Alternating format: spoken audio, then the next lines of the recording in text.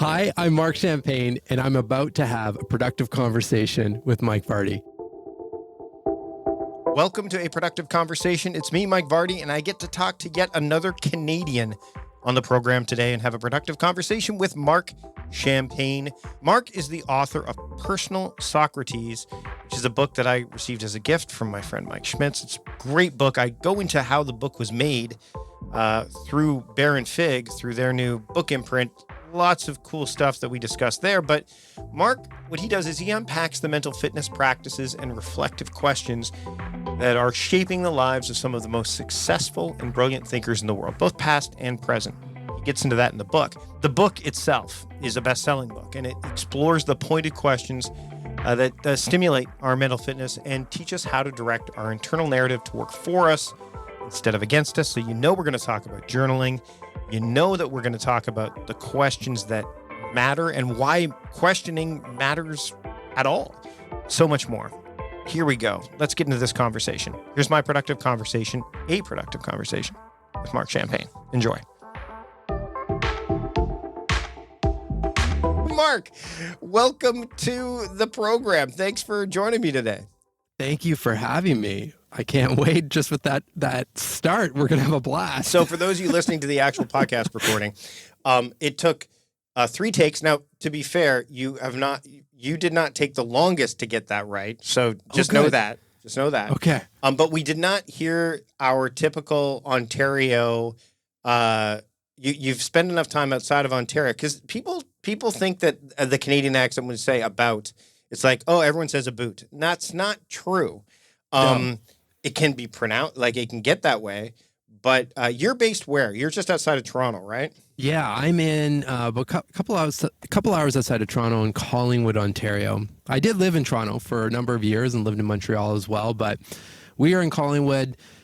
For anyone that is on the West Coast, I'd say we have the fake mountains over here, but at least I'm skiing and snowboarding on something, but it's definitely not the West Coast Rockies. No, and this is, again, I'm on the West Coast of Canada in Victoria. Yeah, we have, even the mountains on the island are more impressive. I used to live in a place called Hamilton, which is not too far from Toronto, and they called it Hamilton Mountain. When you go back there, you're like, not really. It's a bump. It's a little bit of a bump. It's a cliff at best.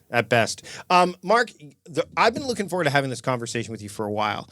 I have in my hands my friend Mike. I think was it Mike Schmitz that gave this to me. My friend Mike Schmitz from the podcast Bookworm, and we're good friends. He gave me a copy of this as a gift, which I was going to get anyway because we're going to talk about the building of this book too, because we've had Joey on the program before, Joey Cafone from Bear & Fig, and the building of this book itself, the craftsmanship that goes into it, it's fantastic. But the book is called Personal Socrates, Questions That Will Upgrade Your Life from Legends and World-Class Performers. And right out of the gate, I want to ask you, because I think a lot of people don't take time for questioning. They're so frenetic with the pace of the world, their day, what have you, that that thoughtfulness and mindfulness sometimes is removed from the equation. So why do we need to take time for questions and questioning? Like, why does it matter? Well, I think you nailed it at the very end of your statement where because we all ask questions. It's just, are we asking the right questions and are we asking intentional questions? That's the difference. And you mentioned that at the very end. I think I want to give ourselves some credit because we're living and operating in a society that is not really conducive to slowing down to ask questions. It's always the next thing. It's always the next meeting. And as soon as you flip on any type of content, we're getting hit hard with post after post. So it's just, we're operating in this very fast-paced world where, obviously, given the topic of the show, where doing the most in the least amount of time is still really celebrated. Which, just knowing the show, I'm assuming we probably agree on a different definition on how to work. Yeah. So, with that all being said, it's no surprise that the default operating state is like frantic, or, we feel like we're in states of anxious thoughts and looping narratives and so forth. And like things are just moving so fast. So what it takes, though, I think, is that we need to find a relatable narrative. And whether that's a book like what I put out there, or Stoic philosophy, or whatever it is that lights you up, just to pause for even a minute to ask some good questions, then all of a sudden we can surface some clarity, slow down, because we have all the answers. It's just we don't let them surface, right? So I think that's why, we're all born asking a million questions, right? That's how we learn how to walk and move and get around in life. And then at one point, we start asking fewer and fewer questions, until usually we hit some sort of wall, metaphorical wall. Something explodes in our lives and we're forced to ask questions. And a lot of us have been forced, just given everything going on with the pandemic. It's forced a lot of global reflection, I would say. But we don't have to wait for these like life-changing, altering events. We can slow down, build it into our routines on a daily basis. That doesn't take very long, and stack that into our current rituals and routines just to be a little bit more self-aware. And then it keeps snowballing from there in a good way. I recently tweeted, as we're recording this, one of Socrates' quotes, and we're going to talk about the Socratic method, because some people may not be familiar with it. Yeah. And I'll get you to address it in a minute. But there was a quote: "Beware the barrenness of a busy life." And that, man, like to be, you mentioned that we probably have a, simpatico in terms of how we think about working and being more intentional. And like, Yeah. I've said this before, it bears repeating: productivity is not about efficiency and effectiveness. Those are byproducts. Productivity is about the alignment and the active linking of intention and attention. Simple as that, pure and simple. And if your attention is on something you didn't intend, then you're going to end up in a place you didn't want to go, and you're going to wonder how you got there. And if if your intention doesn't get the attention it deserves, then you're going to languish. You're going to, why didn't I get this thing done? Oh, right, because I didn't I didn't point it in that direction. Let's talk about why the Socratic method has played such a role, not just in the building of this book, but just in your life. Well, I'm glad you had Joey in the show, because Joey actually has a lot to say, or a lot to do with how this, first of all, the book title and the link with the Socratic method. I've known Joey for quite some time, and we first met when I was running one of the first guided journaling apps in the app world, around the time when all the big meditation apps were taking off, like Calm and Headspace. And I linked up with Joey and the team at Baron Fig around that time, just looking for print services and so forth. And when we were chatting about, fast forward essentially 5 years later, we're chatting about the book and the concept I had just started outlining and mapping the idea. And I was telling him about the podcast as well that I still host, Behind the Human, and how all of my work centers around collecting and curating these questions that anyone's asking, whether they're Olympians or, successful entrepreneurs or designers, writers, technologists, like it didn't matter who it was. They were all asking these really impactful questions, and they'd ask a big question, then a, question that would follow suit, and it would just continue to unpack to get to the core of things. And I remember Joey saying, he's like, "Oh, so you're talking about the Socratic method." I said, I never really thought about it that way. I'm like, I know of Socrates, like most people probably listening, and that's about as far as I went. Unlike, Joey, I didn't have a minor in philosophy. So so Joey and I had a good chat, and then he follows it up by saying, "This book should be named Personal Socrates." And I said, "Joey, absolutely not. I am not a philosopher. I don't want this book to feel like some sort of philosophy book in some capacity where I was just thinking, oh, it's going to be really dry and this and that. And I apologize for any philosophy majors out there. It's a huge part of my life, but I'm painting a different light on it right now. I continued down that track until I started to look into Socrates. And, to go past the surface myself. So I was asking the questions and following my curiosity, saying, like, who is this guy? What's the deal? And it didn't take very long, Mike, but it was like it's pretty impressive that almost since the beginning of time, we're using a method that is still around, invented by, Socrates. We're not necessarily doing it intentionally, but we are doing it in some capacity. So how is it that a method has stood the test of time, and what can we do to modernize it so we can be a little bit more intentional with the questions and so that the narratives match present day? Right. And that's when I started to get really excited about it. And to just unpack, okay, well, let's look at the Socratic method, what scholars were saying about it, and back in those days too, what Plato and so forth, what they were saying about that method, and take it and boil it down to something so simple that we don't have to think about it. And that really links to what you just said around productivity as well. Is step one, asking questions to get clear. We need to know where we're at, where we're heading, whether that's personally, who am I striving to become, or professionally, what's the outcome of this project, or what's the desired outcome. Plant the goalposts. And then after that, questions to make sure that we're taking intentional actions. Do my habits, do my systems, do they support the person I'm striving to become, or are they pushing me farther away from that person?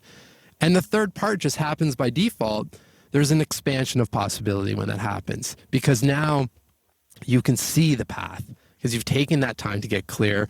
You've designed and adjusted your workflow, your life, everything in your realm of control to support that path. And then all of a sudden, oh, yeah, obviously, that's the path, or that's the conversation, or someone starts to call that. You're like, oh, that seems like the timing is quite interesting on that one. Well, it's because you're doing the things to support those outcomes.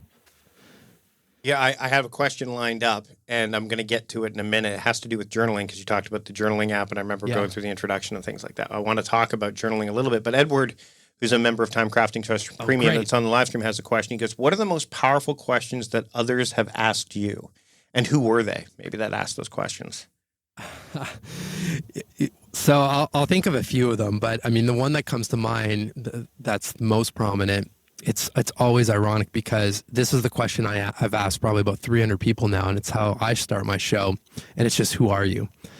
And the question, I can't really think of who asked me this. I've been asked a few times, but whenever I have that question flipped back at me, because I've thought about it, but it evolves, right? Like if you think about who you are today, it's probably a little bit of a different answer than who you were maybe 12 months ago. Mm-hmm. And there are obviously through-line characteristics and qualities and so forth that follow us throughout our whole life, but we evolve.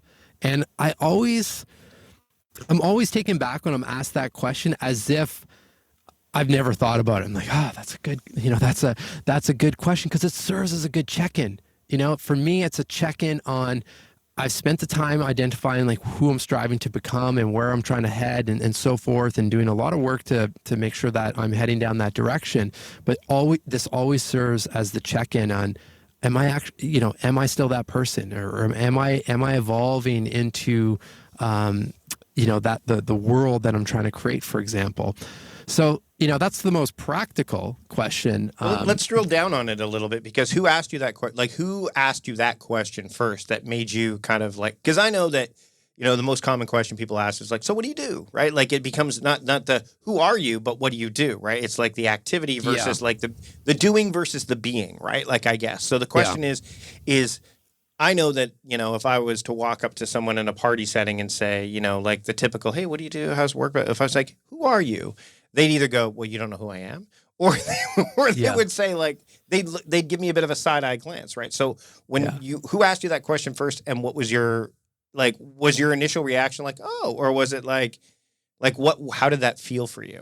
Well, I can, let me give you a different question, because sure. The question before that one is this one. Okay. And the question before that one was posed to me by Chip Conley, a well-known author, and someone doing really great work in the modern elder category, as he just defines it. And it was during a time when my life was on fire, essentially, in all the wrong ways. I was shutting down that journaling app that I mentioned in the beginning. Things were very uncertain, a lot of anxiety. First time in my life, I didn't have a plan forward. And I remember emailing Chip. I'd interviewed him once at that point, and I just explained what happened. I said, "Do you have any advice?" And Chip just replied back. He always replies with very short emails, and this was probably the most impactful one-liner that he ever gave me. And he just said, "Well, what do you want for your life?" And that question, Mike, if I ask that question to myself right now, it serves as a really good check-in, and it links really well with that who are you and who you're striving to become. But in that moment, that was the question that literally paused the track to deep depression. And I don't, if he hadn't asked that question, I don't know where the path would have taken me. Hopefully it would have been somewhere near here, but definitely would have been more of a windy road, because that question paused my looping thoughts long enough to start to get clear, to then ask other questions. Well, if this is what I want, then what do my days look like? Right. How do I set up my days? Who do I need to speak with? What would that look like? How would I feel if that's what I want for my life? And again, following that Socratic method, before even knowing that it was really the Socratic method, it started to map a plan, because there was like I said, I think there was the first time in my life where I didn't have a plan forward, and that question allowed for a plan to start to be generated, motivation, hope to come back. And I think a year and a half later is when I started writing the book. And it's funny, I'm looking at it right now. I mean, Chip's on the cover of it, so it's with a blurb, which I couldn't have think of a better full circle moment. Yeah. The blurb, by the way, is "Personal Socrates is where ancient wisdom meets modern day mental fitness." And it's interesting, as you're talking about that, I'm like, obviously that question was a pattern break to a degree, because you didn't expect it. Secondly, it led to the "who are you?" And much like you said about the "who are you?" question, the question Chip asked you, the answer will also change depending on where you're at in your life. So that question is, to me, I'm imagining to you as well, a question that is not like a one and done. It's not a one and done. Most aren't, right? No, it's not one and done. And I think that's where we again, because if we let our minds go onto default mode, we're always going to be pointed into a fear state survival mode, just given the surroundings that we have. So we have to consciously set our lives up and make sure we have the habits and the systems and the environment around us to support who we are or who we're striving to become, right? And understanding, okay, well, if this is what it is, like, again, coming back to that question, if this is what I want for my life, well, if I don't check in with myself either at the end of the day, or what I would say probably one of the most effective check-in practices is kind of mid-afternoon on a Friday. 3 questions. What did I learn this week? What would I have changed this week? And what can I celebrate about this week? Those 3 questions take 10, 15 minutes and can ever so slightly just course correct the journey. And without those, that's when you find yourself on a whole other mountain, and you get to the top and you're like, shit, I climbed the wrong mountain, right? How did that happen? How did I get so far down this track?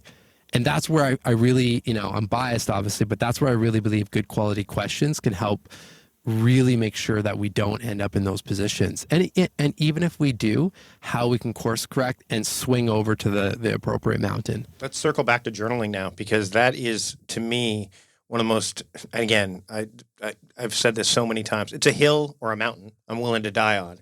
Journaling is one of the most undervalued and underused productivity implementations that we have, right? Because it leads to, like you said, it leads to those questions. I'm curious, for those that struggle with it or dismiss it, which is a form of struggling with it, I would imagine, right? Yeah. What would you do? Having built an app that, and obviously, I think if I remember correctly, and correct me if I'm wrong, you closed the app down not because, hey, journaling is dead. It was just, there was a lot of other things going on. I mean, I use the Reflection app by Holstee, which they just actually, as of this recording, they just did a bit of a retrofit to it. Nice. They made some upgrades to it. They've got questions within it that lead to like monthly reviews and annual reviews and things like that. Yeah. A lot of them don't have. And the Holstee folks are quite, they're great. The Holstee Manifesto. I mean, that's where most people would know them from. But journaling, what would you say to somebody who, they've been on the fence with it, or they've tried it and dropped it like how do you get someone to recognize, because it's true, the benefits of it, so that they can make sure they're climbing the right mountain, make sure they can course Yeah. correct quickly and easily. Yeah. Well, first, I think we need to blow open the definition of journaling, or at least let go of any past definition you may have had of it. Because just like what I'm talking about with society and so forth, there is a bit of a Hollywood version of journaling, which typically, and I used to get this all the time when I was running the app, revolved around this idea of, oh, you're speaking of the 12-year-old girl writing about the boy at school in her diary, which there's nothing wrong with that. But no, not necessarily. I'm talking about people that are taking time to reflect on some pretty powerful questions, or just taking time to think. And when you think of journaling from that perspective, the definition then for me for journaling is just reflection. And now when you take that into account, that opens up a whole other slew of options to journal. It doesn't just have to be pen to paper. There's good science to support that, but it can be in an app. It can be leaving yourself an audio note, or taking a walk in silence and just leaving with a question or to think. That's all journaling. So we all journal. Again, we just don't typically do it intentionally. That's the difference, right? So I would just suggest for people to try it out. Just first, and it's easier to start with questions. There are different forms. I mean, you can free write and just kind of empty your mind and so forth. But I find, and coming back to Chip, he's one of the chapters in the book, and some of his questions have been really helpful for myself. But just taking some time in the morning to check in with yourself, right? How am I feeling today? One word. Do I feel anxious? Do I feel, tightness in my chest? Like, where do I feel that? Sometimes just asking that question lightens the whole emotional roller coaster. And you can do that while your coffee's brewing or your tea's steeping. And then don't stop there, though. Then set the intention of, well, how do I want to show up today?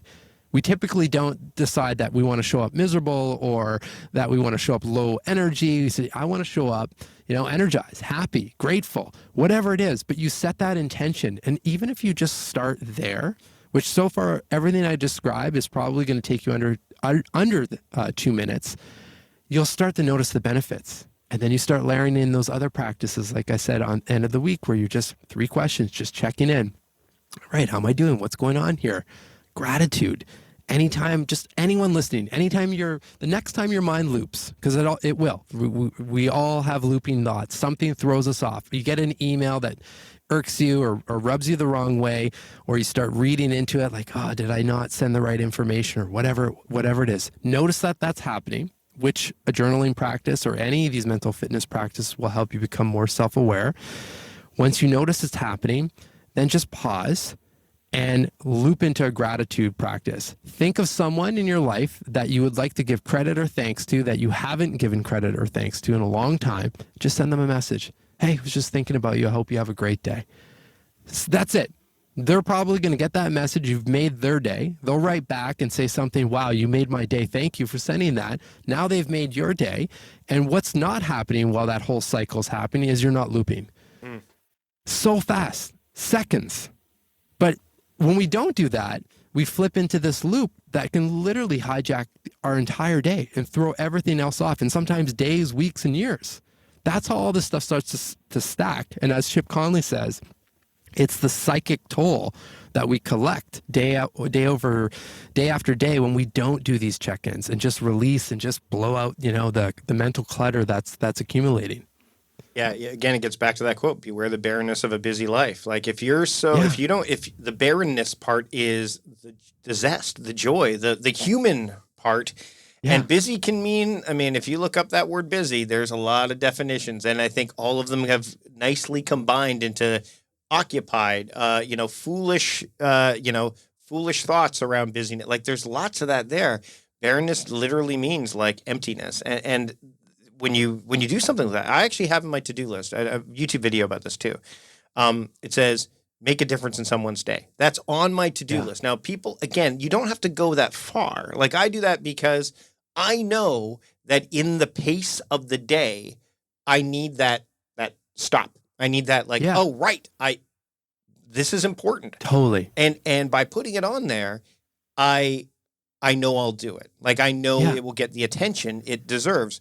I can't tell you how many times people said, well, why would you shouldn't you just do that naturally? I'm like, probably. You can't rely but on I your can't. mind to do that. I can't. No, I and that's can't. not a knock against you. No. Can I give an example Sure. that just happened? Absolutely. So this last Friday, I did a 12-hour walk challenge.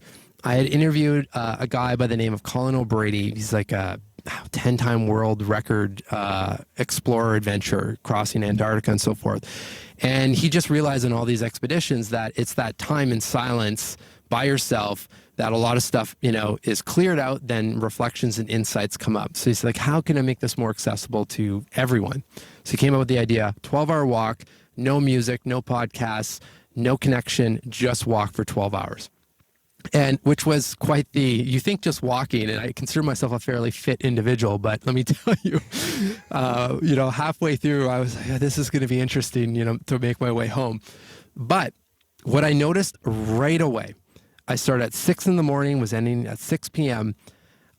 This wasn't a race.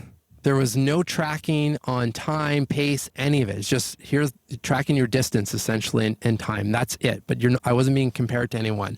Naturally, without even thinking about it, my mind was going to, I need to get downtown by this time. And all of a sudden my legs start to speed up and so forth. And I remember thinking, why? Like there is no reason for me to get anywhere at any time. I could just walk in a circle for 12 hours and I would have accomplished the objective. But then I thought, well, of course, because the standard day, I'm always running from one meeting to the next or conversation. And when those days are a little lighter on the meetings, then I'm trying to figure out, well, how do I finish my work in between those meetings? And it's always a rush. Finish the day.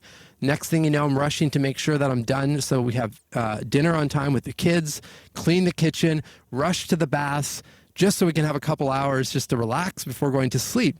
And, I have the practices, to be self-aware, but it took some sort of break like that, to your point on just putting something on the to-do to just cut the cycle.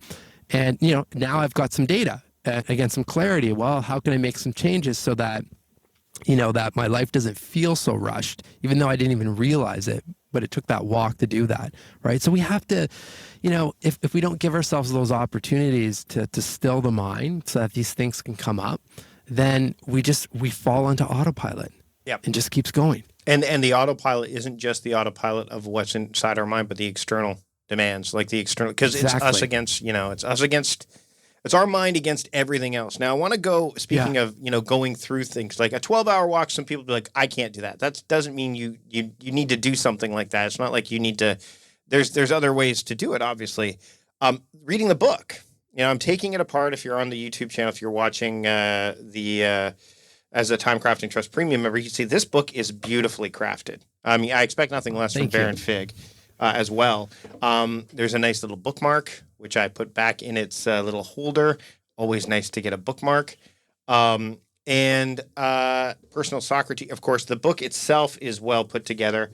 I've actually written some stuff inside because whenever I get a new book, I always like to kind of... there's a couple things I want to ask you about. Yeah. First off, the pages left in the bottom of the... That's Joey. Okay. That's 100% Joey. Do you know why? Why was that decision made? Why was that choice made? Because, I mean, again, this is emblematic of like a well-crafted... It's a joy to like go through the book, the paper, all that stuff. And we're not even just, I'm talking about like the build, but then also the actual content as well, which we'll get to just before we wrap up. But I mean, that little piece, I'm like, oh, and this directly correlates to I have to get downtown. I have to hurry to get downtown. Yeah. Like the pages left, it almost feels like, oh, well, I only have 2 more pages to read. There's almost that level there. So can we talk about that a little bit? Yeah. Well, I mean, from my understanding, I'm pretty sure the concept just came up. He said, why isn't that why can't we borrow, Kindle's strategy with pages left on any electronic devices and bring that to the analog paper world, which is, a great insight. But the thing that really, kind of seals the deal for me was that for anyone that has the book, or if they're going to pick up the book, the whole intention was to write chapters that were short enough, 3 to 4 pages, that you can consume them as your mental fitness in the morning to start off your day if you're doing nothing. And if you have a system in place or practices, then you can layer this in. There's obviously the intention is to provide some good reflections and narratives to support them in a short amount of time, so that we don't fall into that I don't have time to do this, right? And the pages left, again, to your point, is just another little subtle detail to show, okay, again, while your coffee is brewing, like I still read my own book. It sits right beside the coffee machine, right next to Robert Greene's Daily Laws. And those are the two books I pick up that are quick starter points for me in the morning, because then my mind starts fueled with healthy nutrition, good content, right? I'm not jumping into social media or news headlines. I'm starting the day with a prime mind, ready to go. And just doing that, you feel like you've already won the day. So that, that was a bit of the premise behind the pages left. And just, again, showing that you could really get a lot in 5 or 10 minutes in terms of consuming one of the chapters. Got another question that's on the Time Crafting Trust Premium YouTube link right now, which is, and this may be forecasting, what is the title of your next book? And why is it that next title? Have you gotten that far yet? Or are you still are you in the process? I am in the process. The process has taken a couple twists and turns, like as it should, and I value and appreciate that. What is, I don't have a title, but what's consistent is the theme around who are you? And I started working on the next book concept and thinking of, who are the people that have a lot of influence and have the chance to create a lot of impact just based on what they do as a career and so forth. And I started to think about the musicians that inspire us through their art. And because we all have a song that moves us, right? Like can shift our mental state. But then I started to think, there's also a whole other story that's not being told when you look at, performers like Shawn Mendes or Justin Bieber, who both just recently canceled their tours because of their mental health. I want to know, what are you doing now? Like, what questions did you ask to build the courage to cancel that tour? And most importantly, what are the things you're doing to train your mind to come back stronger? What does that look like?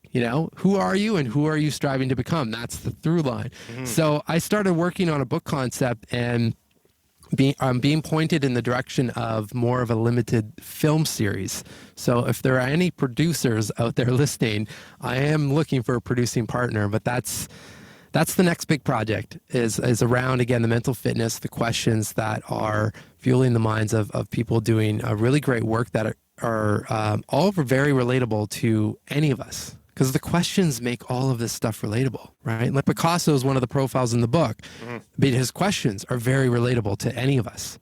Yeah, there's Tolkien and there's Kobe Bryant. There's and you alluded to how to read the book. Like, it's not much like the 12-hour walk. Like, you could walk for 1 hour a day, 12 days in a row, and just have the same. You could get the same impact. Same thing with the book. If you read the book all in one go, I don't think it would have. I think it defeats the purpose, right? Totally. I think you have to kind of bit by bit kind of, and that way you can dwell on it and ruminate, right? Well, and with any book, the way to get the most out of books is to really pick a book, or in this case, a chapter or set of questions that links to something that you're thinking about right now, or that you're trying to solve, because then all of a sudden the knowledge that you're picking up, you can flip it into action. Yeah. So that's why for the book, I suggest, to just skim the table of contents and see where your finger naturally stops. It might be the person profile, or it might be the prompt, but there's a reason your finger stopped there. And because there is a reason behind that intuitive hunch, you'll probably get the most out of it.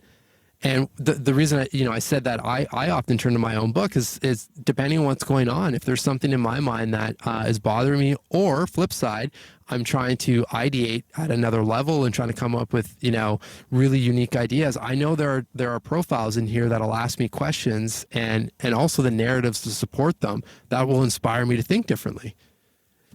All right, one last question before we wrap up, and that actually was a beautiful way to kind of segue into it, because this was not something I thought about, but I'm looking inside the table of contents. Yeah. I'm going to tell you what question is the one that is probably the one I would look at first and probably revisit more regularly right now than anything else, which will probably, my goal is anyone who's listening to this now will go, I wonder why, because they question that, because actually by the time this is released, you may have a sense, but those that are watching the video live, the Time Crafting Trust Premium members, this is the question that I'm kind of pondering, and it's in part one, which is get clear. It's Robin Williams' question. What does it mean to be unapologetically me? That's a big one. So that's mine. What's yours? Mine right now is, how can I meet the world as it is? And that's in Jerry Colonna's chapter and profile. Is I always find when the world feels heavy, it's helpful to jump into a question like that, because it usually, in the chapter, it leads to the notion that everything is impermanent. And that the good, the bad, everything's in cycles. A storm may come through, but it'll pass, and so forth. So for me, I turn to that one just whenever whenever my mind feels heavy, and it just immediately resets it that this is just a moment in time. It literally can be just a paragraph in my chapter of like book of life type thing. Right. So which links to the other profiles that I usually, revisit the most is just what story am I creating for myself? What chapter am I, what's the next chapter looking like? And that's a fun journaling process, right? It doesn't always have to be about releasing tension or anxiety or depressive thoughts. It can be very, uplifting on the other side of just designing the life of your dreams and just letting your mind go there. Right. Like go to let your imagination run wild. Marc, this has been a great conversation. The book is called Personal Socrates, Questions That Will Upgrade Your Life from Legends and World-Class Performers. It is well written. It is well crafted. It is a phenomenal piece of art that I'm holding on to right here. So, all around. Where can people pick up the book and keep up with the work that you're doing? Oh, thanks, Mike. I mean, obviously I'm going to plug Baron Fig. You can get the book directly from Baron Fig's website. But if you go to my website, behindthehuman.com, I have links in terms of where you can get it, whether you want an Audible version or the hard copy. I do suggest the hard copy for all the reasons that you mentioned, Mike, and even, I'm encouraging people to slow down and write in the book. And, there are small things like the book stays open when you write in it. It has Baron Fig's, lay flat notebook technology, which is nothing more annoying than when you're writing a book and the thing just flips around and you lose your page. So, I do encourage the hard copy, but it's available in e-format and Audible as well. Marc, thanks so much for having a productive conversation with me today. Thank you. I had a blast. Thanks to Marc for joining me on the program today. You can check out all of the links that we mentioned, any other helpful links as well at productivityist.com/podcast 461. If you want to support the show, there's a couple of ways you can do that. Number one, you can subscribe to the show wherever you are listening to this podcast. That way you can find all of the archives simply, quickly, and also you won't miss a single episode of what's to come. Second way that you can support the show is by checking out the sponsors that were mentioned during this episode. Just go to productivityist.com/podcast sponsors, check them out, and when you grab any of the products from that page, just let them know that you heard about them through this podcast. And finally, you might have noticed that there were some questions being asked during the conversation that didn't come from me, but came from an audience. Well, that's because members of Time Crafting Trust, premium members, they had access to this episode eons ago, and it was live streamed as a private live stream. If you want to learn more about how you can become a member of Time Crafting Trust, a premium member where you get access to Focus Fix sessions, a ton of courses that I've put together, and so much more, all you have to do is click on the link in the show notes, and you can learn more about that and sign up. We'd love to have you. That's it for this episode. Thanks so much for taking the time to join me and Marc today during our productive conversation. Until next time, I'm Mike Vardy, the host of A Productive Conversation, reminding you to stop doing productive, start being productive. See you later.